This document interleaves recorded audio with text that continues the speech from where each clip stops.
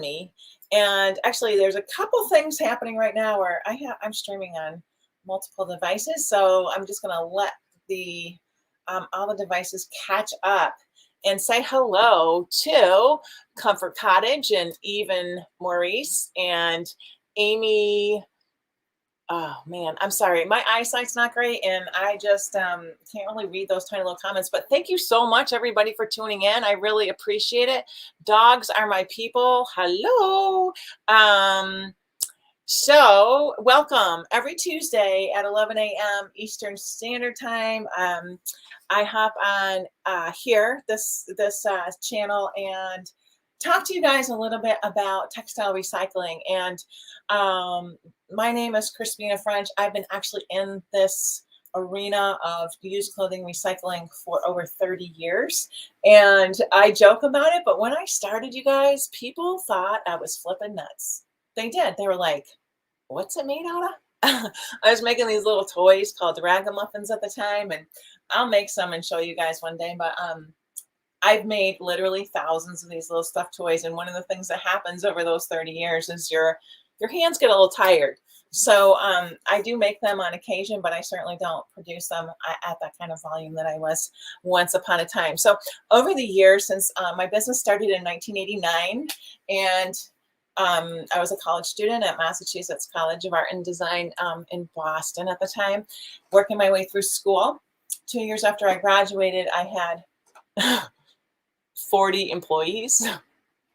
Never took a business course in my life, and here I am, whatever it is. Well, that was 91, and this is 22, so 31 years later. And I've, run a production company. I've worked with large volume textile waste generators, Eileen Fisher, Patagonia, and help them kind of initiate their recycling program. So I'm really excited. I've also worked with lots of other much smaller companies. So if you have a tiny company or even a large company that you're interested in working with me to turn your trash, your textile waste into marketable product, let me know. You can leave a comment. You can message me. And I also teach entrepreneurs how to run textile recycling businesses so that they can also contribute to the textile, to curb the textile waste crisis that we are experiencing on planet Earth today. So anyways, every Tuesday here I hop on here. I spend anywhere from 10 to 20 minutes chatting about a subject that people have asked me about. So if you're tuning in with me now and you have a question that comes to mind, something that you'd like to get my spin on, leave me a comment in the chat or in the comments, or message me on whatever platform you're watching. And I'd be happy to answer your questions. Today, we're talking about keeping the focus. And I don't know about you, I find a lot of creative people are very much like me, and I suffer from ADD. So let me reword that. I used to suffer from ADD for many, many years, and I have learned a way to manage that and to kind of turn it into a little bit of a superpower. So today I'm going to share with you a process that I use at this time of year that is really super helpful for me keeping my focus. But do you guys have something that keeps your focus? Like what? Let me know. Type a comment in the chat. Do you use like a habit tracking app? Do you have a calendar that you like to use that with notification? Like what helps you with your daily tasks? And if you're not an entrepreneur and you have like a regular hourly job where you have to report to someone, that's probably pretty helpful, right, in keeping your routine moving forward. Whereas people who, like myself, I've never really had that, and it's really hard unless you can create a way to be sure that you're touching upon each different task that you want to accomplish in whatever time frame, whether it's a day or a week or whatever, to build that into your entrepreneurial experience, right? So that took me a few years to figure out. And I'll talk more about the kind of like daily stuff, but annually I spend the month of January really charting my path. Does anybody else do that? Like we all think about like, oh, it's January 1st, New Year's resolutions. I am not a resolution maker. Is anybody out there a resolution maker? Like I want to know. Hey, Kim from Montana. Kim from Montana. You use YouTube. I love learning new things as far as sewing goes. Oh, that's cool. So that's kind of one thing that you do to stay focused on your sewing. It's always really good to have that inspiration, right? So like if, if we weren't all in this crazy time of the planet here and the COVID pandemic, we would be able to, interact in person more, but we've all learned to adjust, right? We've all kind of navigated through to a place where we can find that. And Kim has a great suggestion where, yeah, YouTube is like just there's anything you want to learn. Right now, I'm trying to figure out how to put parental controls on my daughter's Google Chromebook. And you can learn that on YouTube, along with a lot of different sewing and crafting techniques.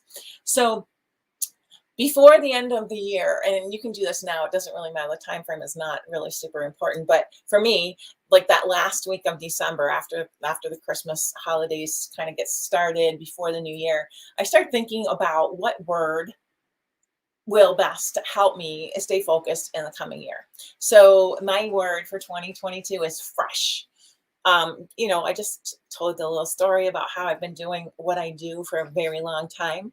And it gets to a point where I'm like, oh my gosh, I've been doing this for so long. I want to do something fresh and new. And I am the queen of reinventing what I do. So fresh is good. Plus, I like the word fresh because it's kind of like sort of funny, right? Like you can be a little fresh with it.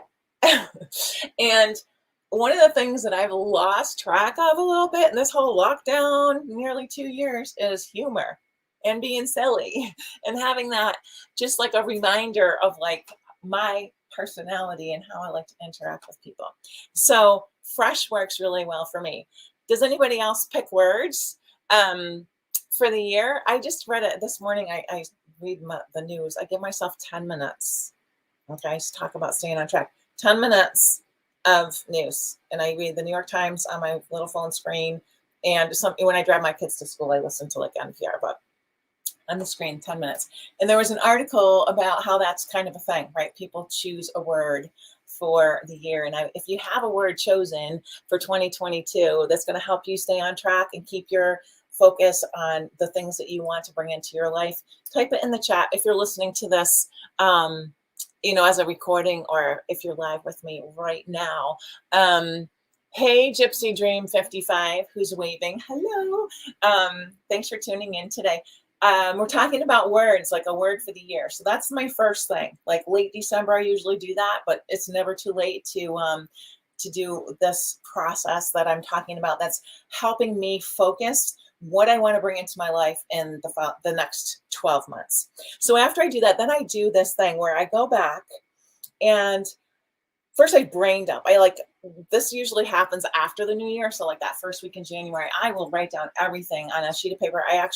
I'm a paper and pencil kind of person. Like I like to write, I like to draw, I like to have that tactile, I like the sound of the pencil on the paper. So I write, and I actually have like a favorite writing utensil. I like mechanical pencils, and I also have a favorite type of pen, but I usually do my like writing in pencil, and I just write and write and write, and I go through that. I spend maybe 20 minutes for a few days in a row, and I just take everything that I've been thinking about doing, travel plans, people I want to hang out with, product ideas I have, collaborations I'm working on, all of those things come out, and I just write them down on that paper, and it's just like a kind of huge exhale, right? Just to get them out. And I give that a couple of days, then I come back and I look at that and I'm like, oh, okay, cool. Like I just kind of like read through it. And then I kind of put that aside, and I take another couple days, maybe 20 minutes for maybe 2 or 3 days in a row. And I have like a morning kind of routine or ritual that I do. So I've set myself up with that 20-minute window in my very early morning. So like before my kids get out of bed in the morning, and it doesn't, your 20 minutes or whatever, like make that work for your day. And during that, the next step, I go back through the previous, I go by the year. I do like years, but you could do months, you could do 6 months, whatever time frame works for you. And I look at my camera roll, and I look at I have a Franklin planner because like I said, I'm a paper and pencil kind of person. I go back through my day book, and I look at my camera roll, and I go back and I list an accomplishment or something I've navigated or something that I kind of like had to like go through for each month. And I try to make it like, you know, this time that we were looking back at, right, like the year of 2021 has been such a kind of cluster for a lot of people, myself included. So I'm so glad Chuck and Sue's, very common. I see a comment coming in saying that she thinks that she's ADD. Let me just tell you, I learned that I had such a hard time in school as a kid. And my sister 1 year ahead of me was like high honor roll. I was just struggled so hard. And my daughter, who is now 14, my youngest child, was diagnosed with ADD when she was like 7 or 8. And recently we found the right toolbox for her to navigate her ADD. And through that whole period of like searching and looking, I realized how much our learning styles are the same. So my ADD has been pretty recently diagnosed. So if you think you have ADD and you think you need help with that, talk to your doctor. There's so many different ways of addressing it.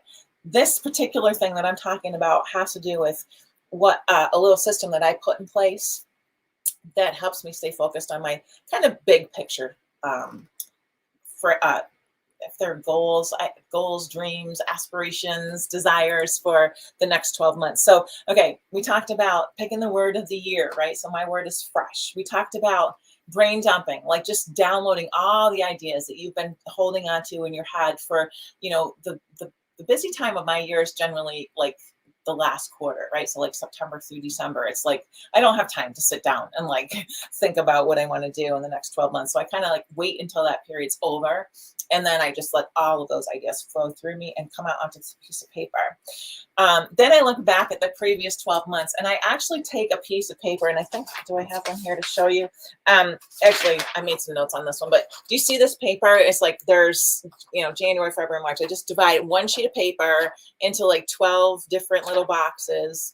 And I write down the things that I have accomplished in those previous 12 months on that sheet of paper. And it takes a little while because you have to kind of go through your camera roll. You have to look at your date book, kind of like, and think about the things that were like accomplishments, right? Like, I was teaching a course on this, and it was brought to my attention that some people don't feel like they have accomplishments. And that's the thing I want you to remember is there's always ways to reframe things, right? So like the fact that we're all here and that we got up in the morning and got dressed and connect this way through a screen is an accomplishment. We're human. We're used to having connection and touch and friends and interaction. And if you've been able to navigate the last nearly 24 months of this pandemic that we're traveling through, that's an accomplishment in itself. So don't be hard on yourself. If you made a beautiful meal and shared that with your family, that's an accomplishment. If you ate really healthy food for a solid week, that's an accomplishment. So look at things. They could be little tiny things. They don't have to be like earth shattering, just something that you did that you look back on. It puts a smile on your face. You feel good about it. That's the kind of accomplishments that I'm talking about. Once you've done that for the previous 12 months, you look at that sheet of paper. Hello, Anita Dickens from Virginia. Thanks for tuning in with me today. So you're going to look back at your previous 12 months. You're going to document those accomplishments. And then you're going to look at that piece of paper and you're going to sit with that. And I want you to spend like 10 or 15 or maybe 20 minutes remembering those beautiful moments that you had in your life the previous 12 months. And I want you to really thank yourself for creating them. I want you to feel like, oh my gosh, I did that. I did that. I made all of those beautiful things happen. And I'm here and I have this next 12 months of time where I can create that much beauty and I can really steer my ship into the beauty that I want to bring in. So that sense of looking back and feeling that accomplishment is so important. I bet you, my girlfriend over here on Instagram who was talking about feeling like she's ADD, I feel like that is kind of a trait of ADD people and maybe creative people in general, where we just want to keep going forward. We just want to keep getting to the next, right? The next. We'll hold up a second and look at what you just did and feel like, holy crow, like that, I did that. I have a girlfriend, Mary, who is one of my best and dearest friends. And I suggested this process to her. She bought a building. She's renovating a building. She moved her business in the middle of a freaking pandemic. She moved her business again to her new building, and she's feeling like she didn't get anything accomplished. I said, hold on, girl, like look at what you did. And she did. And she felt so much better, and it really gave her a boost to move forward. And that is what this practice can do for you. All right. So we've got our word of the year. We've got our brain dump. We've got our looking back. Okay. And then what we're going to do is we're going to look back at that brain dump, and we're going to take into consideration all of those accomplishments that we had in the previous 12 months. And we're going to kind of chart our next few steps. Like, what do we want to bring in, right? So we're going to look at those two things together, and you're going to revise your brain dump, and you're going to kind of narrow it down to the things that you really want to bring into your life in the next 12 months. Is this making sense to anybody? Let me know.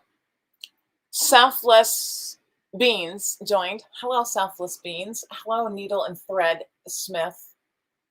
You guys have some pretty funky handles over here. And yeah, so like, tell me, could somebody let me know, first off, is this resonating? Do y'all have a practice that is similar to this, where you can kind of like chart your path as you go forward? You know, this sure beats the, oh, Kim loves it. That's awesome. This really beats the whole resolution thing. Like, I don't know, I'm going to quit smoking. I'm going to lose 100 pounds. Like, I don't know. That's like so much pressure to put on yourself, right? It's never really works. Like when I was a younger person, I used to really kind of feel like I failed even if I didn't make a resolution. Like, oh, it's New Year's, I gotta make a resolution. Like, what's that? Like, what am I gonna do? And then if I did make a resolution, it was never something that, I don't know, it was always just a battle, and it always made me feel like I was failing at something. So anyway, this process, I need to come up with a name of this process that I use, because it's something I've developed over the last few years of my life, and I find it so like helpful and motivating and focusing, and it really works for me. All right, so after you have all of that stuff done, you've revised your brain dump, you've thought about, okay, in the next 12 months, these are the things. And I have, I call them areas of aspiration. So when you're thinking about the things you want to bring into your life, I want you to think about your relationships, your business, your, source of revenue, like income, your health, that's like emotional, spiritual, physical, and mental health, entertainment, things you want to do for fun, friends you want to connect with, go into relationships as well as the entertainment part, hobbies that you love, sports you want to try, whatever, anything that has to do with entertainment. And then like the greater good, right? Like the earth. Like, I'm all about the environment. If you've been around a while, you know that I'm like a diehard textile recycling environmentalist. So my work actually helps me address that aspiration area. So, it's like my source of income, and it also fills that greater good piece. So, oh, thanks, Anita Dickens. Where are you tuning in from? I don't recognize your name, but maybe you've been around before. I was just saying earlier, my eyesight's not that great. So like when I'm standing back here and I'm trying to see that tiny print on the screen, it's really hard. Simple Dream Quilts. I too struggled in school. One of my sons was diagnosed with ADD. I worked with special education for several years. I'm now 63, and I feel I have built the tools to run my quilt making business. This is amazing, right? Like, it's never too late. It's never too late to follow your dreams. And this is exactly what I'm speaking to. So thank you for sharing that comment, because I feel like you know what you want to bring into your life. You want to work on your quilt making business. So that would fall under your hobbies, maybe your entertainment. It would also speak to your business, your income. You'll develop relationships with that path with people who are also quilters, maybe fabric suppliers, all along. So that thing really fills a lot of the aspiration areas that I like to focus on. After you kind of filled in a few things in each one of those 5 categories, and the categories again are relationships, business, health, entertainment, and greater good. Okay, those are my categories. If those don't resonate with you, you can make your own categories, but they seem to kind of be pretty, they kind of pertain to most people I've run this by. So then after that, I make a vision board. And vision boards I have found to be so empowering and successful. So the vision boarding part, is anybody out there? Like, I didn't really know anything about vision boards until pretty recently in my life. My niece actually turned me onto them. So a vision board, and this is my vision board. They're kind of personal, so I'm just gonna whip it through here quick. And this has a visual representation of the things that I want to bring into my life in 2022. So after I kind of filled out those 5 different areas of aspiration, I imagined visually, like, what do those things look like to me? And I have a bunch of words on here. I have photographs. I have drawings. I printed out images from the internet, and I glue them all on there as a collage. I let it sit a few days. I go back to it. I look at my 5 areas of aspiration. Is it ringing true? Does it feel finished? I add to it. It takes me about a week to really feel like, okay, I've got everything that I want pictured, a visual reminder of what I want to bring in. It's all on my vision board. And then my vision board goes up. It hangs on a wall that you guys can't see from where you are, but just above my work table. So every day when I come into my studio, it's a visual reminder of that focus that I want to maintain for the year. So today's session went a little over our 20-minute window. I think that, Barry Friedman, how are you, my friend? Thank you so much for that nice comment. I'm going to hop off. I don't want to take too much time, but every Tuesday at 11 a.m. Eastern Standard Time, I hop on this channel and go live, and we talk about different things that have to do with textile recycling, being an entrepreneur in that field, and just kind of working with what we've got to create a beautiful world for ourselves and our kids, grandkids, and so on. So thank you so much for joining me today. I hope you all have a beautiful Tuesday, and I'll see you next week.